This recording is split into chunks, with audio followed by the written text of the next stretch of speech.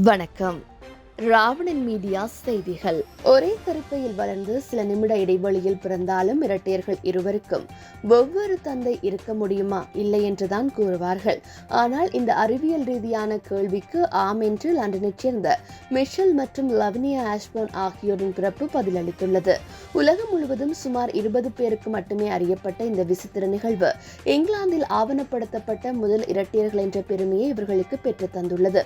49 ஆண்டுகளாக தங்களை ஒரே தந்தையின் குழந்தைகள் என்று நம்பி வாழ்ந்து வந்த மிஷலும் லவினியாவும் சிறுவயது முதல் பெற்றோர் அரவணைப்பின்றி பல்வேறு காப்பகங்களில் வளர்ந்துள்ளனர்.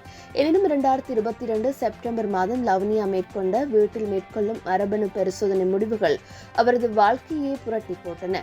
குறித்த முடிவுகளின் அடிப்படையில் அவர்கள் இருவருக்கும் ஒரே தந்தை அல்ல என்பது தெரிய வந்தது.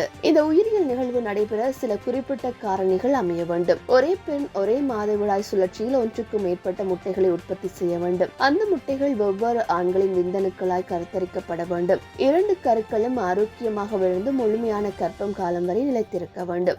உலகம் முழுவதும் மிக குறைந்த எண்ணிக்கையிலேயே பதிவாகி இருக்கும் இந்த நிகழ்வே மிஷல் மற்றும் லவேனியா விடயத்திலும் நடந்துள்ளது. செய்திகளை உடனுக்குடன் அறிந்து கொள்ள ராவணன் மீடியா செய்திகளோடு இணைந்திருங்கள். வணக்கம்.